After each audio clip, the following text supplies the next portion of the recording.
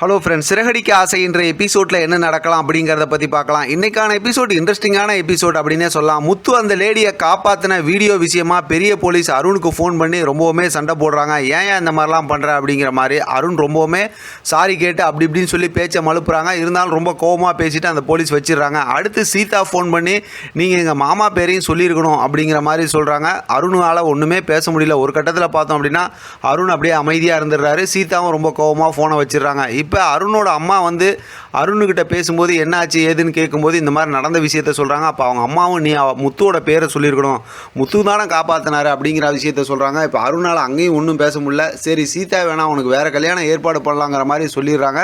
இப்போ அருண் வந்து அப்படியே அமைதியாக இருந்துடுறாரு. இப்போ பார்த்தோம் அப்படின்னா கோயிலுக்கு முத்து எல்லாத்தையும் கூட்டிகிட்டு வந்துடுறாங்க. அவங்க அம்மா, அதே நேரத்தில் சத்யா எல்லாம் இருக்காங்க, சீதா எல்லாம் இருக்காங்க. இப்போ வந்ததுக்கப்புறம் அந்த செயின் கொடுத்தாங்க இல்லையா அந்த சேட்டு உங்களுக்கு முத்துக்கு, அந்த செயினை எடுத்து சீதாவுக்கு போட்டு விட்றாங்க. கல்யாணத்துக்காக சேர்த்து வைக்கலாம் அப்படி இப்படிங்கிற மாதிரி ரொம்பவுமே ஒரு சந்தோஷமாக ஒரு எமோஷனலாக பேசுகிறாங்க.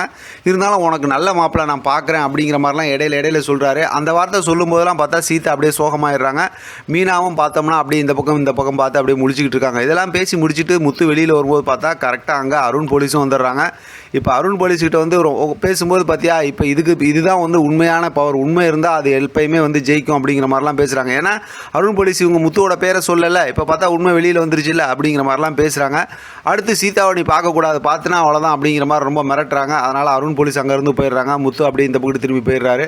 இப்போ பார்த்தோம் அப்படின்னாக்கா ஏற்கனவே அந்த பழைய விஷயம் பேசுனாங்களா, ரோஹிணி வந்து பார்வதி கிட்ட பேசி வச்சுருந்தாங்களா, ஏதாவது ஜோசியரை வச்சு எப்படியாவது மனோஜ் கூட சேரணும், அது விஷயமா விஜயா கிட்ட பேசணும்னு சொல்லியிருந்தாங்களே. அதனால் விஜயாவுக்கு ஃபோன் பண்ணி அந்த ஜோசியர் வந்து உன்னையும் மனோஜையும் வர சொல்லியிருக்காங்க அப்படின்னு பார்வதி சொல்கிறாங்க. முதல்ல எதுக்கு என்னன்னு கேட்டேன். இருந்தாலும் அவங்க ஜோசியர் ரொம்ப சாமியார்லாம் நம்புவாங்கல்ல, அதனால் அதுக்கப்புறம் சரி வரேன் அப்படிங்கிற மாதிரி சொல்லிவிட்டு அப்புறம் மனோஜ்கிட்டையும் சொல்லிவிட்டு விஜயா கிளம்புறாங்க. இப்போ சீதா பார்த்தோம்னா மீனாவுக்கு ஃபோன் பண்ணி இந்த மாதிரி அருண் பேசணும்னு சொல்கிறாரு, அதனால் நீ வா அப்படிங்கும்போது முதல்ல மீனா முடியாதுன்னு தான் சொல்கிறாங்க. இருந்தாலும் அதுக்கப்புறம் சரி வரேன் அப்படின்னு சொல்லிட்டு வந்துடுறாங்க. அவங்கெல்லாம் சேர்ந்து அப்புறம் அங்கேருந்து கிளம்புறாங்க. இப்போ மறுபடியும் பார்த்தோம் அப்படின்னாக்கா ரோஹிணியும் பார்வதியும் காட்டுறாங்க. ரோஹிணி கேட்குறாங்க வந்துருவாங்களான்னா கண்டிப்பாக வந்துடுவா, விஜயாவுக்கு வந்து ஜோசியர் இந்த மாதிரி சாமியார்னா ரொம்ப அதாவது பயம், அதனால் கண்டிப்பாக வந்துடுவாங்க அப்படின்னு சொல்கிறாங்க. இப்போ பார்த்தோம்னா காஃபி ஷாப்பில் பார்த்தா அருண் உட்காந்துருக்காப்புல.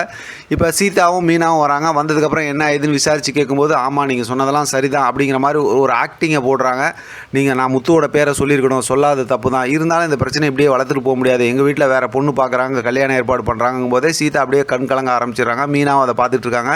இப்போ அருண் என்ன சொல்கிறாரு அப்படின்னா எங்களுக்கு ரிஜிஸ்டர் மேரேஜ் பண்ணி வைங்க, நீங்கள் தான் செஞ்சு வைக்கணும் அப்படின்னு சொல்லி மீனா தலையில் கொண்டு வந்து அந்த பாரத்தை வைக்கிறாங்க. அதோடு இன்றைக்கான எபிசோட் முடிச்சிருக்காங்க. ஏற்கனவே ரவி சுருதிக்கு மீனா தான் மேரேஜ் பண்ணி வச்சாங்க, அது அவங்களுக்கே தெரியாமல் பண்ணது. இப்போ என்ன பண்ண போகிறாங்கிறது தான் அடுத்த கதையை. இதை பற்றின உங்களோட கருத்து கமெண்ட் பாக்ஸில் தெரியப்படுத்துங்க. தொடர்ந்து ஆதரவு கொடுங்க. தேங்க்யூ ஃப்ரெண்ட், தேங்க்ஸ் ஃபார் வாட்சிங்.